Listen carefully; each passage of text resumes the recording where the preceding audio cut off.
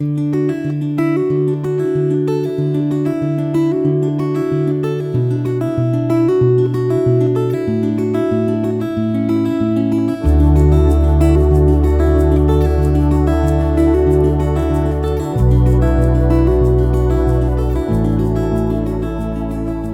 reading begins in Ezekiel chapter 7, starting in verse 1. Moreover, the Lord's word came to me, saying, You, son of man, the Lord God says to the land of Israel, An end, the end has come on the four corners of the land. Now the end is on you, and I will send my anger on you, and will judge you according to your ways. I will bring on you all your abominations. My eye will not spare you, neither will I have pity, but I will bring your ways on you, and your abominations will be amongst you. Then you will know that I am the Lord. The Lord God says, A disaster, a unique disaster. Behold, it comes. An end has come. The end has come. It awakens against you. Behold, it comes. Your doom has come to you, inhabitant of the land. The time has come. The day is near, a day of tumult, and not of joyful shouting on the mountains. Now I will shortly pour out my wrath on you, and accomplish my anger against you, and will judge you according to your ways. I will bring on you all your abominations. My eye won't spare, neither will I have pity. I will punish you according to your ways. Your abominations will be amongst you. Then you will know that I, the Lord, strike. Behold the day, behold it comes. Your doom has gone out. The rod has blossomed. Pride has budded. Violence has risen up into a rod of wickedness. None of them will remain, nor of their multitude, nor of their wealth. There will be nothing of value amongst them. The time has come, the day draws near. Don't let the buyer rejoice, nor the seller mourn, for wrath is on all its multitude. For the seller won't return to that which is sold, although they are still alive, for the vision concerns the whole multitude of it. None will return, none will strengthen himself in the iniquity of his life. They have blown the trumpet, and have made all ready, but no one goes to the battle, for my wrath is on all its multitude. The sword is outside, and the pestilence and the famine within. He who is in the field will die by the sword. He who is in the city will be devoured by famine and pestilence. But of those who escape, they will escape and will be on the mountains like doves of the valleys, all of them moaning, every one in his iniquity. All hands will be feeble, and all knees will be weak as water. They will also clothe themselves with sackcloth, and horror will cover them. Shame will be on all faces, and baldness on all their heads. They will cast their silver in the streets, and their gold will be as an unclean thing. Their silver and their gold won't be able to deliver them in the day of the Lord's wrath. They won't satisfy their souls or fill their bellies, because it has been the stumbling block of their iniquity. As for the beauty of his ornament, he set it in majesty, but they made the images of their abominations and their detestable things therein. Therefore I have made it to them as an unclean thing. I will give it into the hands of the strangers for a prey, and to the wicked of the earth for a plunder, and they will profane it. I will also turn my face from them, and they will profane my secret place. Robbers will enter into it, and profane it. Make chains, for the land is full of bloody crimes, and the city is full of violence. Therefore I will bring the worst of the nations, and they will possess their houses. I will also make the pride of the strong to cease. Their holy places will be profaned. Destruction comes. They will seek peace, and there will be none. Mischief will come on mischief, and rumor will be on rumor. They will seek a vision of the prophet, but the law will perish from the priest, and counsel from the elders. The king will mourn, and the prince will be clothed with desolation. The hands of the people of the land will be troubled. I will do to them after their way, and according to their own judgments I will judge them. Then they will know that I am the Lord. In the 6th year, in the 6th month, in the 5th day of the month, as I sat in my house, and the elders of Judah sat before me, the Lord God's hand fell on me there. Then I saw, and behold, a likeness as the appearance of fire, from the appearance of his waist and downward, fire, and from his waist and upward, as the appearance of brightness, as it were glowing metal. He stretched out the form of a hand, and took me by a lock of my head, and the Spirit lifted me up between earth and the sky, and brought me in the visions of God to Jerusalem, to the door of the gate of the inner court that looks towards the north, where there was the seat of the image of jealousy, which provokes to jealousy. Behold, the glory of the God of Israel was there, according to the appearance that I saw in the plain. Then he said to me, Son of man, lift up your eyes now the way towards the north.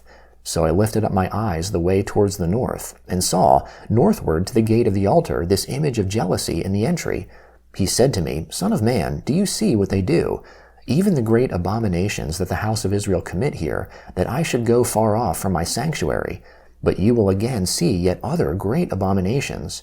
He brought me to the door of the court, and when I looked, behold, a hole in the wall. Then he said to me, Son of man, dig now in the wall. When I had dug in the wall, I saw a door.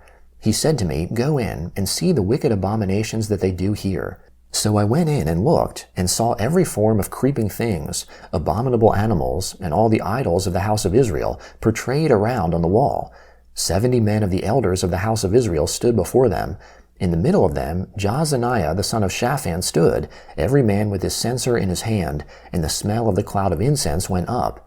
Then he said to me, Son of man, have you seen what the elders of the house of Israel do in the dark, every man in his rooms of imagery? For they say, The Lord doesn't see us, the Lord has forsaken the land. He said also to me, You will again see more of the great abominations which they do. Then he brought me to the door of the gate of the Lord's house, which was towards the north, and I saw the women sit there weeping for Tammuz. Then he said to me, Have you seen this, Son of man? You will again see yet greater abominations than this. He brought me into the inner court of the Lord's house, and I saw at the door of the Lord's temple, between the porch and the altar, there were about 25 men with their backs towards the Lord's temple, and their faces towards the east. They were worshipping the sun towards the east. Then he said to me, Have you seen this, Son of man? Is it a light thing to the house of Judah that they commit the abominations which they commit here? For they have filled the land with violence, and have turned again to provoke me to anger. Behold, they put the branch to their nose. Therefore I will also deal in wrath. My eye won't spare, neither will I have pity, though they cry in my ears with a loud voice, yet I will not hear them. Then he cried in my ears with a loud voice, saying, Cause those who are in charge of the city to draw near, each man with his destroying weapon in his hand. Behold, 6 men came from the way of the upper gate, which lies towards the north, every man with his slaughter weapon in his hand. One man in the middle of them was clothed in linen, with a writer's inkhorn by his side. They went in and stood beside the bronze altar. The glory of the God of Israel went up from the cherub, whereupon it was, to the threshold of the house, and he called to the man clothed in linen, who had the writer's inkhorn by his side. The Lord said to him, Go through the middle of the city, through the middle of Jerusalem, and set a mark on the foreheads of the men that sigh and that cry over all the abominations that are done within it. To the others he said in my hearing, Go through the city after him, and strike. Don't let your eye spare, neither have pity. Kill utterly the old man, the young man, the virgin, little children and women, but don't come near any man on whom is the mark. Begin at my sanctuary. Then they began at the old men who were before the house. He said to them, Defile the house, and fill the courts with the slain. Go out. They went out and struck in the city. While they were killing, and I was left, I fell on my face and cried, and said, Ah, Lord God, will you destroy all the residue of Israel in your pouring out of your wrath on Israel? Then he said to me, The iniquity of the house of Israel and Judah is exceedingly great, for the land is full of blood, and the city full of perversion. For they say, The Lord has forsaken the land, and the Lord doesn't see. As for me also, my eye won't spare, neither will I have pity, but I will bring their way on their head. Behold, the man clothed in linen, who had the inkhorn by his side, reported the matter, saying, I have done as you have commanded me. The letter to the Hebrews, chapter 5, beginning in verse 1. For every high priest, being taken from amongst men, is appointed for men in things pertaining to God, that he may offer both gifts and sacrifices for sins. The high priest can deal gently with those who are ignorant and going astray, because he himself is also surrounded with weakness. Because of this, he must offer sacrifices for sins for the people, as well as for himself. Nobody takes this honor on himself, but he is called by God, just like Aaron was. So also Christ didn't glorify himself to be made a high priest, but it was he who said to him, You are my son, today I have become your father. As he says also in another place, You are a priest forever, after the order of Melchizedek.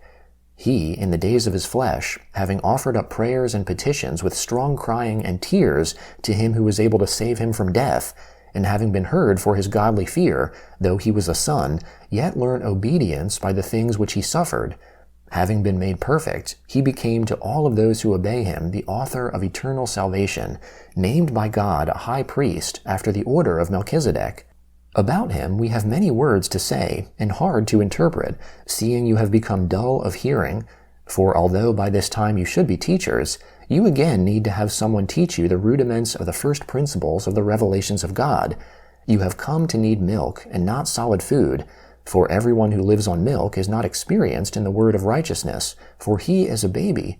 But solid food is for those who are full grown, who by reason of use have their senses exercised to discern good and evil. Psalm 105, beginning in verse 1. Give thanks to the Lord, call on his name, make his doings known amongst the peoples. Sing to him, sing praises to him, tell of all his marvelous works. Glory in his holy name. Let the heart of those who seek the Lord rejoice. Seek the Lord and his strength. Seek his face forevermore.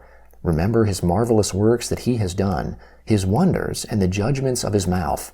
You offspring of Abraham, his servant, you children of Jacob, his chosen ones. He is the Lord, our God. His judgments are in all the earth. He has remembered his covenant forever, the word which he commanded to 1,000 generations, the covenant which he made with Abraham, his oath to Isaac, and confirmed it to Jacob for a statute, to Israel for an everlasting covenant, saying, To you I will give the land of Canaan, the lot of your inheritance.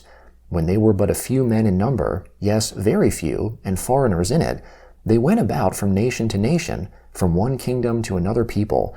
He allowed no one to do them wrong. Yes, he reproved kings for their sakes. Don't touch my anointed ones. Do my prophets no harm. Proverbs chapter 26, verse 28. A lying tongue hates those it hurts, and a flattering mouth works ruin.